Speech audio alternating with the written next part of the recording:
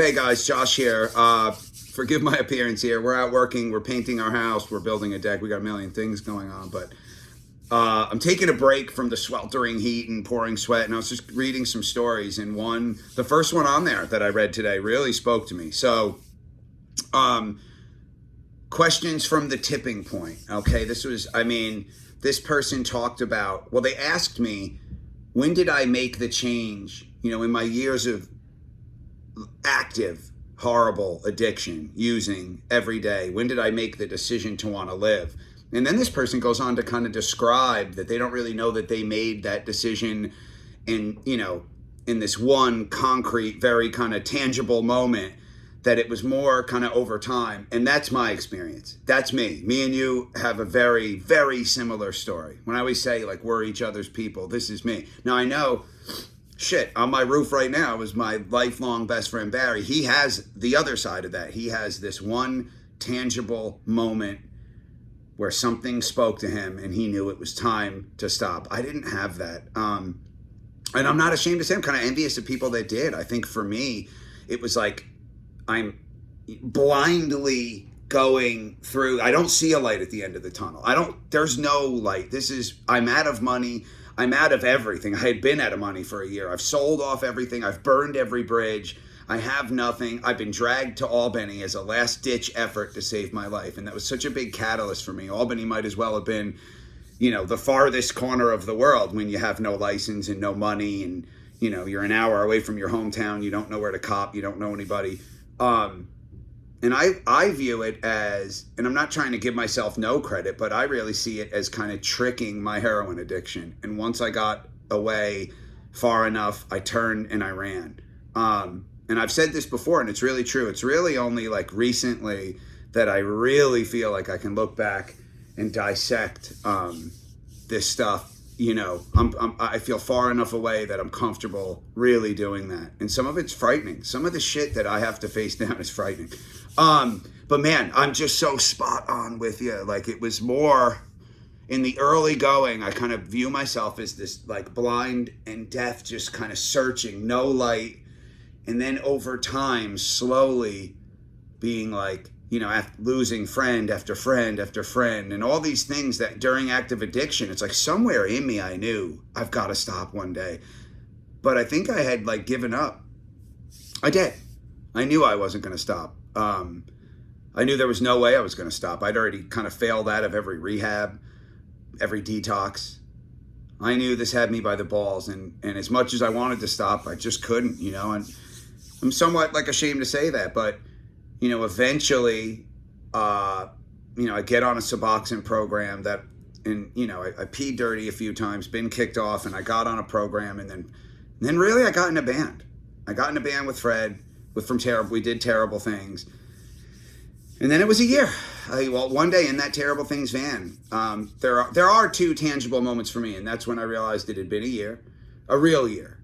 And then also, I had a dream where I wasn't a drug addict in the dream. And those were my two tangible moments, but they had already come into not using street drugs for X amount of time. So for me, I didn't have this grand epiphany that I said, that's it, I'm done.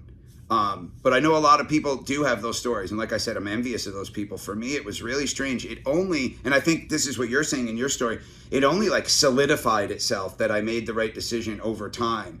Getting a little bit of distance and seeing your friends that are still in the fight, losing your friends that are in the fight. So many people dying left and right, and just saying, Jesus Christ, that could have been me. Why wasn't that me? I think a lot of us have survivor's guilt. I know I do.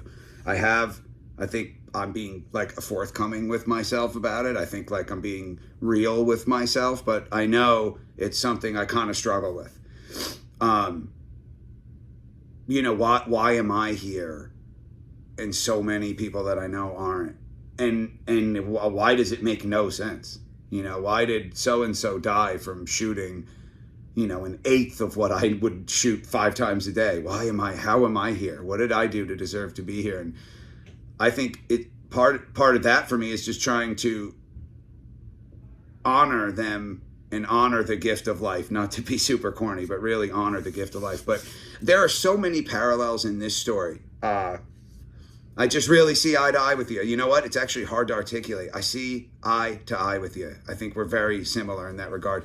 You would ask like a bonus question. Do I ever find myself like kind of justifying or like kind of joking about like, shit, when I'm 80, fuck it, give me all the drugs? Yeah, all the time. I have a little bit. We watched my mom die 3 years ago. And strangely, my father told his boys, me and Joey, said, when I'm at the end, I don't want any drugs.